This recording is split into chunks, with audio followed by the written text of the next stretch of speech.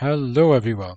Has been a long time since I made a video. My name is Yusuf and you are watching my news channel. This time I won't be talking about the weather, but rather earthquakes, because something special happened, and I think I need to address this.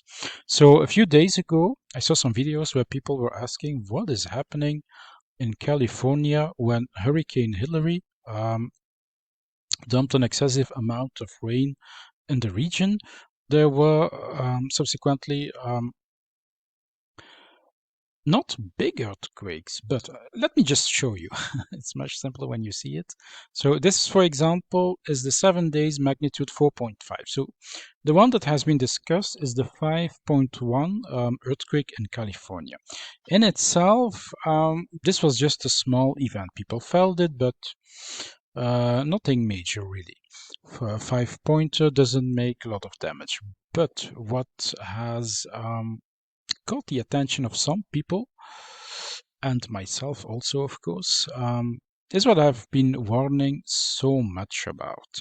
Whenever there is an earthquake on the other side of the ring of fire, I noticed there wasn't really much of a compensation movement on the San Andreas Fault line specifically. There were some in Southern America. Sometimes you have big earthquakes over there. Sometimes you have big earthquakes in Alaska, but never on the San Andreas Fault line. And let me just take a few notes that I made with facts. So most of the northern section of the fault line is currently locked with no detectable movement and a few earthquakes since 1906. And by the way, 1906 is the date of the last big earthquake which happened in San Francisco. So you see, this is all more than a century that this fault line hasn't produced any major earthquake. And by that I mean really a big one. Between these locked sections, the San Andreas fault lines creeps slips aseismically. And I will show you what this means. So you have this region over here where there's really just a little bit of movement, so really earthquakes that never really go beyond a 5 magnitude. And then you have really sections where there isn't much happening at all. These are called locked segments. And this is what creates the danger, I think, of the San Andreas fault line. It builds pressure. But let me read further and you will see why there is actually reason for concern. There is the northern part and the southern part. This is what they say about the southern part. The fault is continually stressed, accumulating some 2 centimeters of slip deficit annually. The southern portion of the fault historically releases this energy in powerful ruptures around every 180 years, give or take. But here is the catch. It hasn't, and this is why I highlighted it. It hasn't budged in some 300 years. So if I take this again, and zoom this a little bit in, the southern part produces a big earthquake once in 180 years, more or less, as you have seen. But this hasn't produced a big one in over 300 years. And what I think is that when the big one happens in the northern part this time, it will trigger also the southern part, and I will show you why I think that. Oh yeah, and here are actually again effects of the last one in the northern part near San Francisco. So the San Francisco earthquake of 1906, major earthquake with a magnitude of 7.9, happened of the northern California coast. The San Andreas Fault slipped along a segment of 430 kilometers long, extending by San Bautista, etc., etc. What is important here is that they say at the end, perhaps out under the sea to an unknown distance. This is important because when I read about is a 9 magnitude possible in the San Andreas fault line, I read actually that they say, scientists say, that it is not long enough or deep enough to cause a 9-pointer. But since it can go further into the sea, and I will take this with me, as you can see, if this fault line slips further, it can of course go much further, slip much further than they think.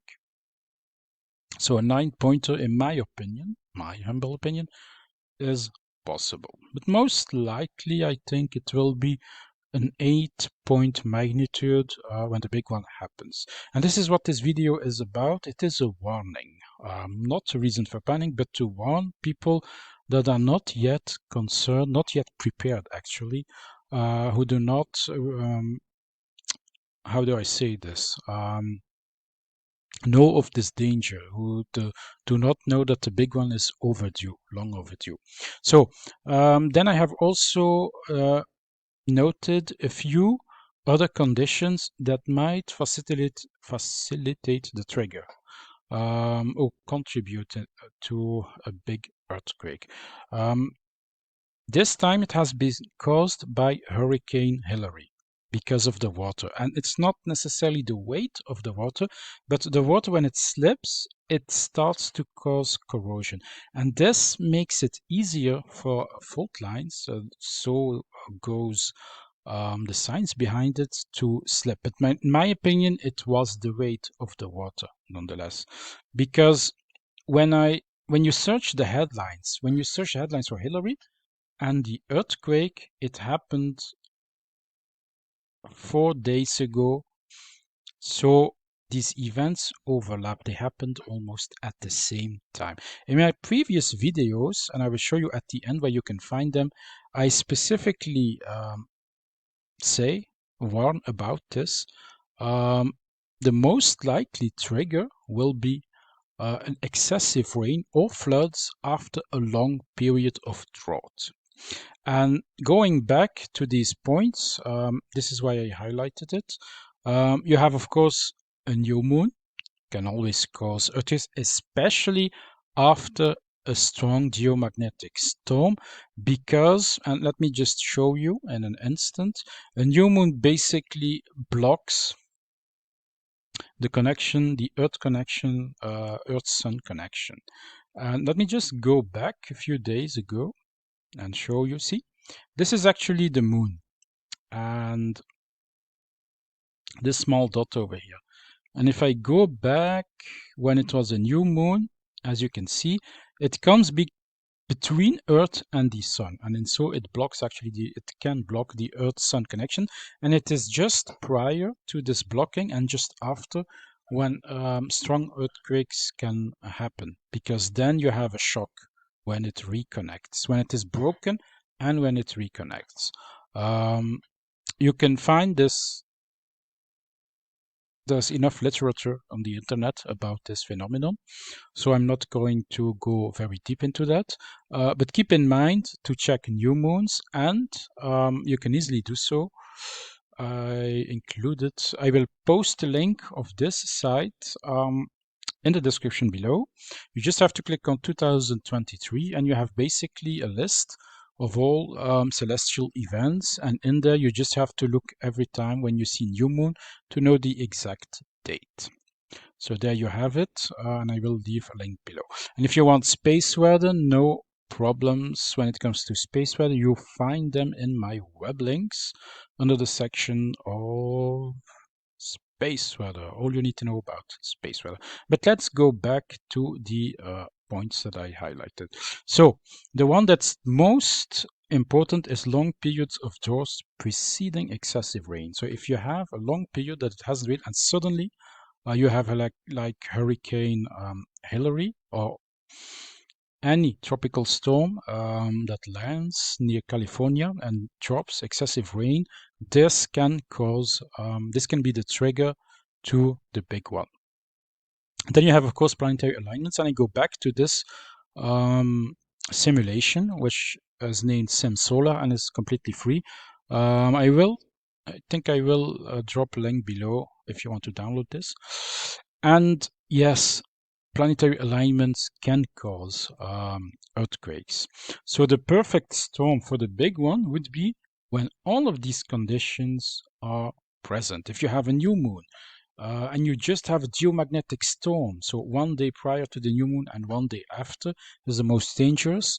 And if you had a long period of drought in the region of California, and then all of a sudden a hurricane or a tropical storm drops excessive rain, and you have a major planetary alignment, rest assured, you can have what I will show you in a moment. This is what happened a few days ago. This is called earthquake swarms. And when we look at them, they are concentrated near the fault line.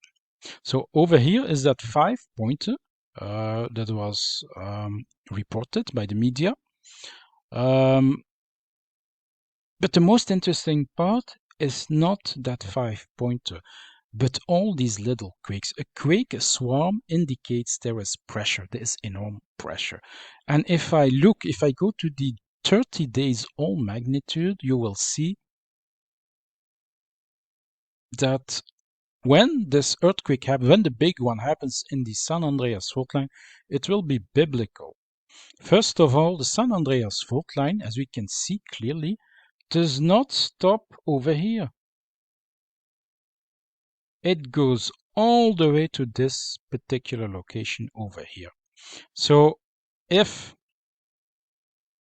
the San Andreas Fault line, actually it's not if, when it happens, when the big one happens, it will trigger, as we can see. We just have to look at the clusters. Let me just put the street map so that we can see the city names. So obviously San Francisco will be, the regions of San Francisco will be at risk, but when we see the cluster, it's not actually on the city on top of San Francisco, but over here, and it is very close. So I see 3 major impacts. You will have a big one over here. You will have another one near Los Angeles over here, just next to, let's see, Santa Paula. What kind of city?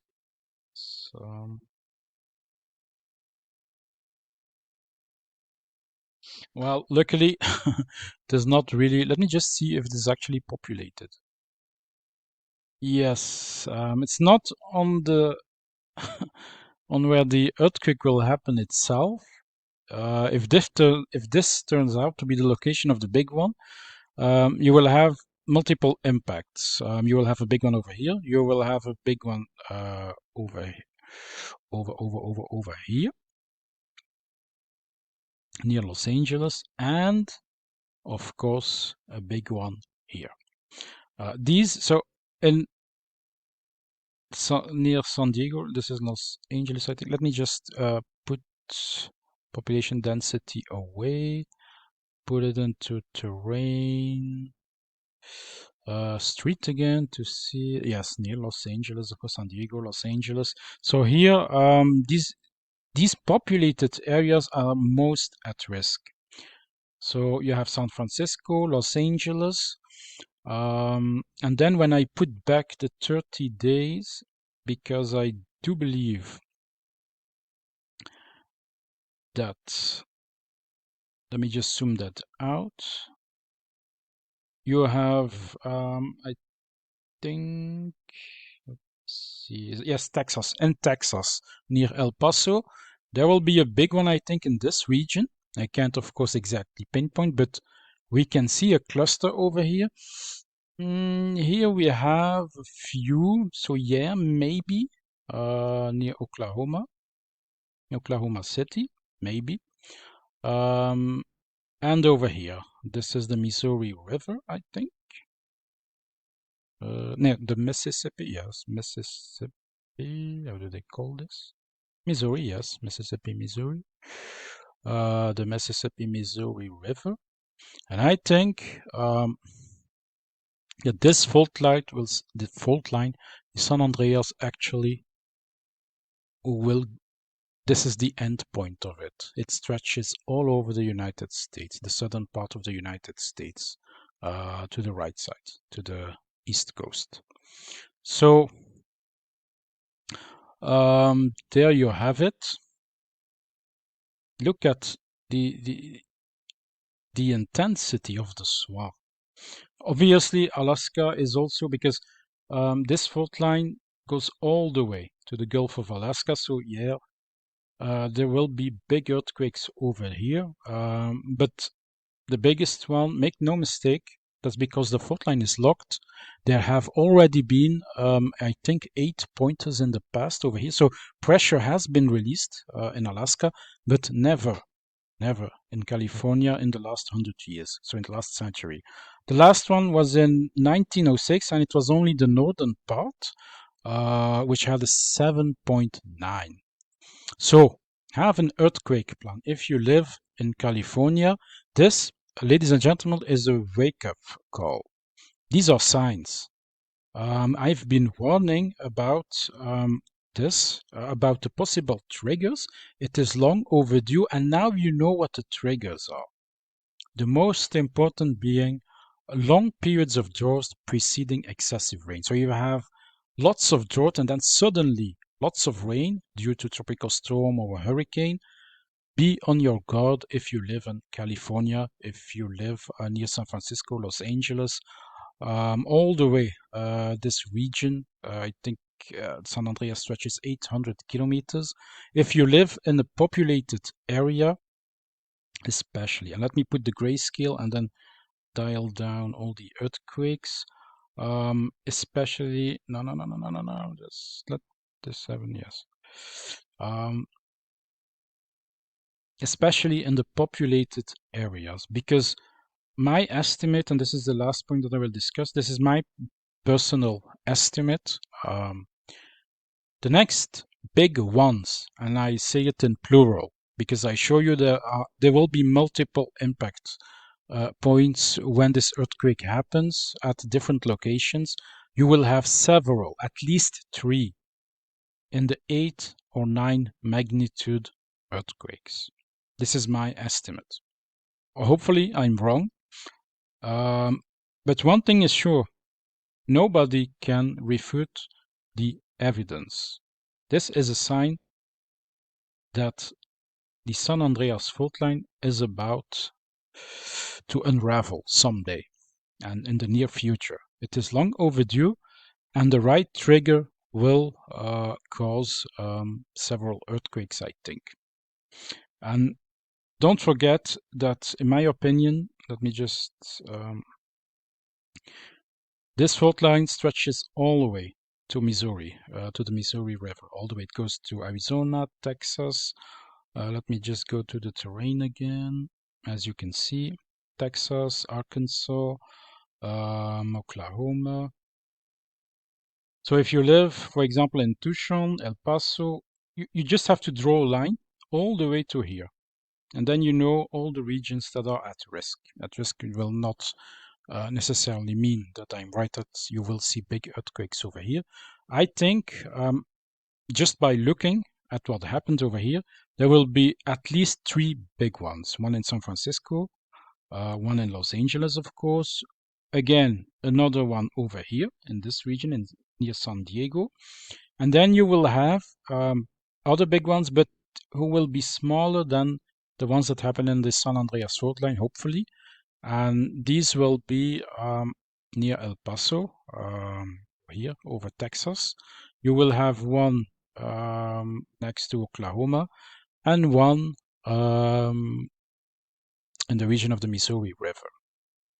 And by that I mean big ones. There could be several small ones. Also, to note, interestingly, is Hawaii.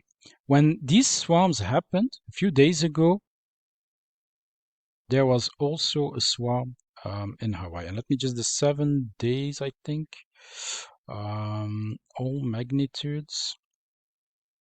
Yes, when I put the 7 days all magnitudes, you can actually see when I zoom in that this, when the San Andreas fault line is triggered, you will probably see also either an earthquake being triggered in Hawaii or a volcano eruption. So clearly it spills over to Hawaii. So if you live there, be mindful when you see a big or several big earthquakes in the San Andreas fault line that you could also experience earthquakes or even volcano eruptions on that island. So this is what I wanted to share with you. This is of course not good news, but let's be realistic. The evidence is overwhelming that a big one will happen. It is overdue. Conditions are ripe. Scientists have been warning that it is in a lock and load position. So this seismologists acknowledge that there is enormous pressure building in that region, and I have personally always witnessed it. Whenever there was an earthquake on a big one on this side of the Ring of Fire, you will see spillover effects in Alaska. You will see some big earthquakes in the southern parts of America, but never in the region of the San Andreas Fault line. This is sealed tight. When it breaks, when it finally slips, when that plate finally slips, it's going to cause many big earthquakes. So be prepared. There are many sites that tell you what to do. I haven't looked them up, but I will do it in another video. And I want to point out, if you go to my channel and you want to see about my warnings, which I made, I think, in the winter, when I go to playlist, it was in earthquakes, I think. Yes, earthquakes and volcanoes. And I Good. did make Pum, pum, pum, pum, pum, pum, pum.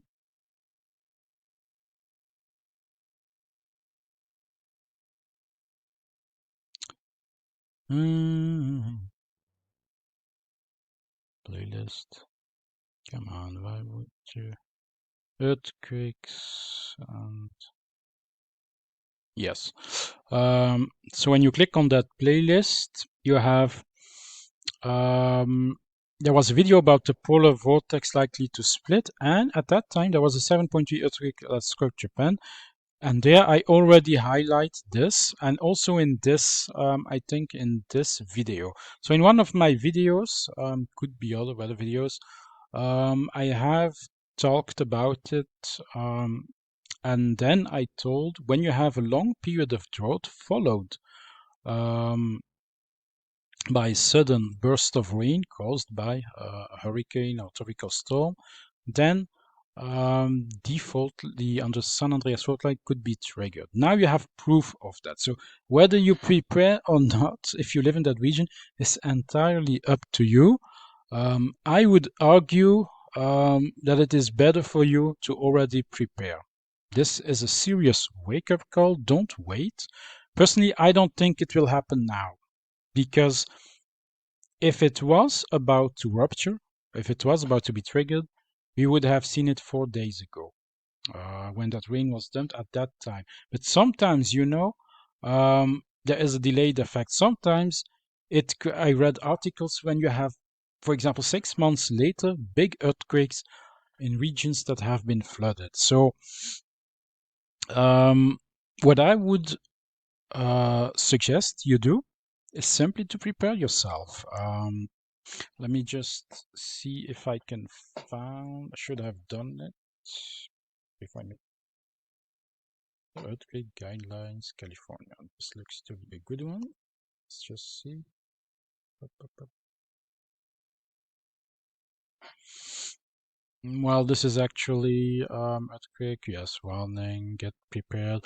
So let's see what get prepared gives us. So there are many websites when you can actually find this sort of thing. And what you need to know is the actions that you have to do, positions and such. So mostly informative things, steps to take, secure your space, plan to be safe, organize disaster supplies, minimize financial hardships, drop cover, hold down, etc. So there are many things that you can do before it happens. You can prepare yourself, you can educate yourself, you can prepare emergency kits. This is very interesting. So prepare supplies, have a plan, have an earthquake plan. There are enough websites that tell you what to do, educate yourself so that when it happens, you are already prepared. Those people who will suffer the most will be those who don't even know that a big one is long overdue. When it happens, when it happens, they will be surprised, they will be shocked, and thus they will not know what to do. I hope I have convinced you if you live in that region, if you live in California, but also in other parts, of course. If you live in Texas, for example, or Arkansas, or near Oklahoma, or near the Missouri River, or even other parts like Arizona, do not forget that this fault line, in my opinion, stretches all the way to the Missouri River. So, this is what I wanted to share with you in this video. And I know I talked a lot, but I do think this is for the best. And before we leave, I think I will cite a philosophical quote like I always do. And yes, the last time was 79. This time it is number 80. So to end this video, I will cite a philosophical quote. All property which comes to hand by means of violence or infamy or baseness, however large it may be, is tainted and unblessed. On the other hand, whatever is obtained by honest profit, small though it be, brings a blessing with it. So basically, never obtain something by means of violence or whatever means that is not good, because then what you have is not blessed. So if you steal something, if you get something with deception, this will turn back onto you. Karma has its ways with this kind of thing. On the other hand, if you work honestly, a hard and honest working man will have, even if it's little, blessed. What he has obtained will be blessed. And so this is better. This is what it says. And I totally agree with this quote. And with this, I come to the end of the video. Thanks for watching. Again, don't panic. Just be aware. A big one is possible in California. Be aware that it stretches all the way to the Missouri River, in my opinion. And if you prepare yourself, I think things will be all right. Hopefully, it will not be as big or dramatic as I say, but keep in mind it can be even worse. This is also a possibility. So, thank you for watching, and I guess I see each other next time. Bye bye, everyone.